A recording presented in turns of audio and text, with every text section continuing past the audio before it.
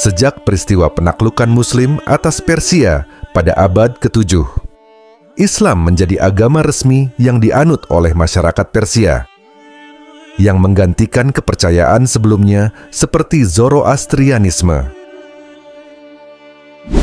Selama lebih dari 9 abad berikutnya, masyarakat Iran mayoritas mengikuti mazhab Ahlussunnah wal Jamaah atau mazhab Sunni, yang secara tampak jelas dalam berbagai aspek kehidupan masyarakat, termasuk tradisi keagamaan, hukum, dan budaya sehari-hari. Namun, situasi ini berubah drastis pada abad ke-16 ketika dinasti Safawiyah berkuasa dan menjadikan Syiah sebagai mazhab resmi di negara ini.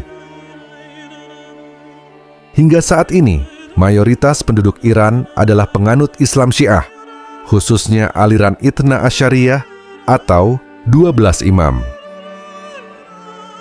Sementara penganut Sunni hanya tinggal sekitar 10% dari keseluruhan umat Muslim di negara tersebut. Lantas, mengapa hampir semua orang di Iran penganut aliran Syiah?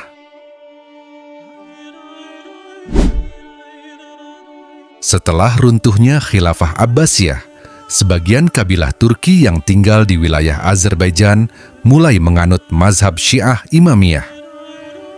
Kelompok ini menjadi golongan Syiah Imamiyah pertama yang berdiri secara resmi dan mulai menyebarkan pengaruhnya ke seluruh wilayah Iran. Pada awal abad ke-16, Ismail Enmerah mendirikan dinasti Safawiyah dan berhasil merebut singgasana di Tabriz, sekaligus menguasai seluruh wilayah Iran dari kekuasaan Turki. Sejak saat itu, dinasti Safawiyah menjadikan Islam Syiah sebagai agama resmi negara. Periode kekuasaan dinasti Safawiyah yaitu 1501 sampai 1722, yang menjadi masa transisi penting bagi Iran. Pasalnya pada masa inilah Iran yang sebelumnya mayoritas kelompok Sunni berubah menjadi pusat spiritual Islam Syiah di dunia. Langkah pertama yang diambil oleh Ismail Primo setelah mendirikan dinasti Safawiyah adalah mengumumkan bahwa mazhab Syiah Imamiyah akan menjadi mazhab resmi di Iran. Namun, perubahan besar ini tidak dilakukan melalui cara damai atau persuasif, melainkan dengan tindakan yang penuh paksaan dan kekerasan yang menyebar luas ke berbagai wilayah. Untuk memastikan penerapan kebijakan tersebut, pemerintahan Ismail Primers mengadakan serangkaian tindakan brutal, termasuk pembunuhan dan pembantaian kejam terhadap siapapun yang menolak beralih ke mazhab Syiah. Salah satu tindakan paling mengerikan yang terjadi selama masa kekuasaan dinasti Safawiyah adalah mengirimkan sekelompok pengacau ke berbagai daerah untuk memaki para Khulafaur Rasyidin, yaitu Abu Bakar, Umar, dan Utsman, yang dihormati oleh umat Islam Sunni. Penduduk yang mendengar makian tersebut tidak hanya diharuskan diam, tetapi juga diwajibkan untuk ikut menirukannya. Jika ada yang menolak mematuhi perintah ini, mereka akan menghadapi hukuman berat, termasuk penyiksaan hingga hukuman mati. Menghadapi tindakan represif seperti itu, masyarakat Iran yang masih teguh berpegang pada ajaran Islam Sunni tidak memiliki banyak pilihan. Mereka harus memutuskan apakah akan melarikan diri dari tanah kelahirannya demi menyelamatkan keyakinan mereka, atau menyerah, dan dengan terpaksa menerima mazhab Syiah yang dipaksakan oleh pemerintah. Situasi ini menciptakan tekanan luar biasa bagi penduduk Sunni di Iran dan mengubah secara mendalam struktur keagamaan di negara tersebut. Pada masa kekuasaan dinasti Safawiyah, penguasa Syiah di Iran pernah melakukan tindakan brutal yang sangat mengerikan. Bahkan dalam satu hari, mereka dilaporkan membunuh hingga 140.000 orang Sunni. Sebuah tragedi yang mencerminkan kekejaman luar biasa pada masa itu. Setelah berakhirnya dinasti Safawiyah, kekuasaan di Iran dilanjutkan oleh dinasti-dinasti lain seperti dinasti Zandiyah, Qajariyah, Pahlavi, hingga Khomeini. Sayangnya, semua dinasti yang berkuasa setelah Safawiyah tetap menempuh jalan yang serupa, dengan kebijakan yang seringkali menindas umat Islam Sunni di Iran.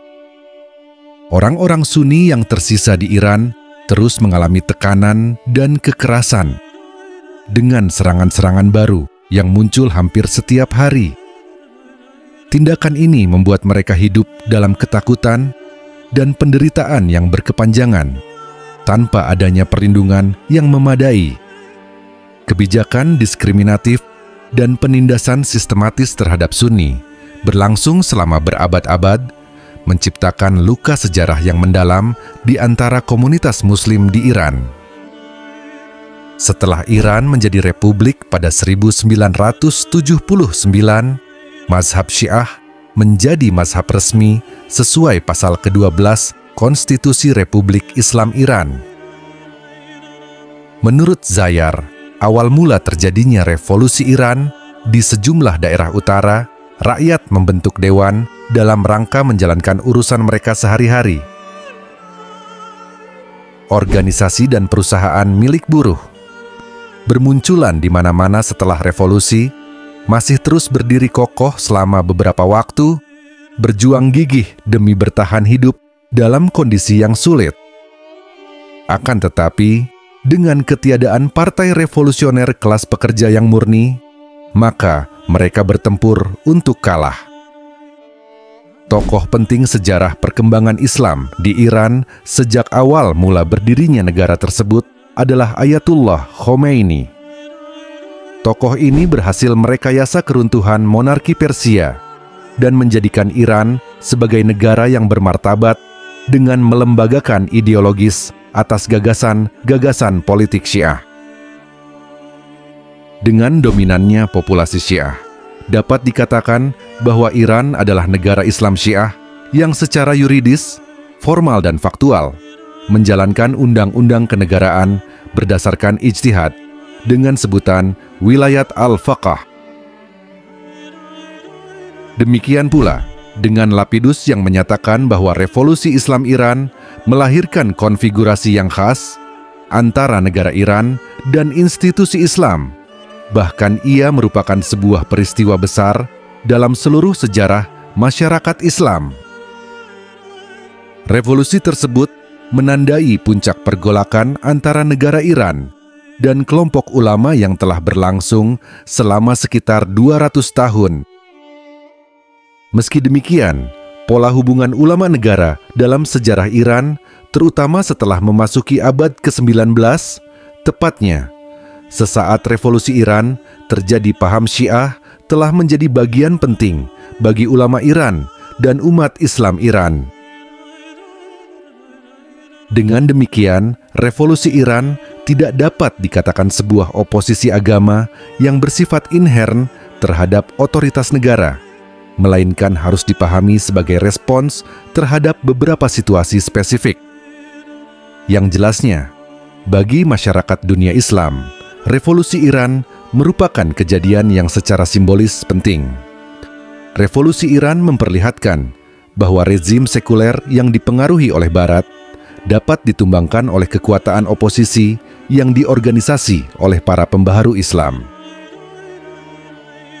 Namun, sesuatu hal yang menjadi perhatian dunia bersamaan dengan revolusi Iran, sebab sesaat terjadinya revolusi Iran, sejarah umat Islam Iran langsung bersentuhan dengan konflik. Hal itu dipahami dengan terjadinya krisis Teluk Pertama yang terjadi pada September 1980. Irak menginvasi Iran dan perang saling balas-membalas yang berlumuran darah terjadi sampai tahun 1988. Konflik terjadi 8 tahun lamanya, sementara bangsa-bangsa Muslim telah berulang kali menghimbau kedua negara tersebut untuk rujuk. Pasca perang Perang Teluk, masyarakat Muslim Iran kembali berkabung nasional karena Khomeini meninggal tepatnya pada 3 Juni 1989. Sebagai pemimpin spiritual tertinggi Iran, ia digantikan oleh Ayatullah Ali Khomeini. Di bawah kepemimpinannya, para ulama dilibatkan dan mereka melakukan perubahan atau reformasi kehidupan sosial dari corak kebebasan Barat menjadi perilaku kehidupan masyarakat Muslim. Pemerintahan Islam Iran saat ini mengkonsepsikan bahwa semua urusan agama harus berpegang pada imam, sebagaimana kaum Sunni mengembalikan seluruh persoalan agama pada Al-Quran dan Sunnah, atau ajaran Nabi Muhammad SAW. Seakan belum selesai terjawab, muncul fenomena kedua yang tak kalah pentingnya, yaitu tergulingnya Saddam Hussein dari singgasana kekuasaannya di Irak, bahkan nyawanya terenggut dengan putusan hukum mati dari majelis hakim. Irak dengan pemimpinnya yang semula ketika berkuasa didukung penuh oleh negara-negara Arab dan negara-negara sekutu dengan dukungan persenjataan modern, termasuk senjata kimia, menghabiskan dana miliaran dolar dalam perangnya selama 8 tahun melawan Iran. Padahal Iran baru setahun melewati masa revolusi dan terlepas dari hegemoni negara-negara Barat. Dunia seakan terkejut bahwa negeri Iran sebagai pemeluk mazhab Syiah, mazhab Ja'fari atau Syiah Imamiyah.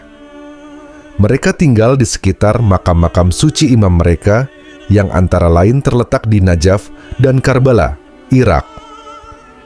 Pemeluk mazhab itu tidak lain adalah orang-orang yang sejak dahulu kala percaya bahwa keluarga suci Ahlul Bait Nabi Muhammad adalah panutan dan pembimbing spiritual yang tak akan pernah menyimpang dari kebenaran sebagai pedoman kehidupan. Prinsip Republik Islam Iran sejak pendiriannya melalui referendum pada 1979 hingga kini memperlihatkan penghormatan dan kebebasan dalam kegiatan sosial, agama, budaya, dan aktivitas komunitas pemeluk agama dan mazhab lain. Salah satu contoh nyatanya, yakni jumlah masjid Sunni di Iran yang telah meningkat secara signifikan. Hal ini merupakan hasil dari perlindungan komunitas bermazhab Sunni di Iran oleh undang-undang negara. Saat ini jumlah masjid Sunni di Iran tercatat sudah mencapai sekitar 17.148 masjid yang tersebar di berbagai kota dan kawasan. Dengan kata lain, ada satu masjid untuk setiap 500 penganut mazhab Sunni di Iran.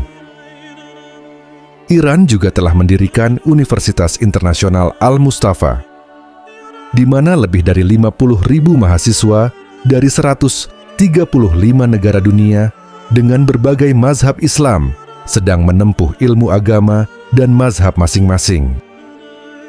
Wallahu a'lam bissawab. Wassalamualaikum warahmatullahi wabarakatuh.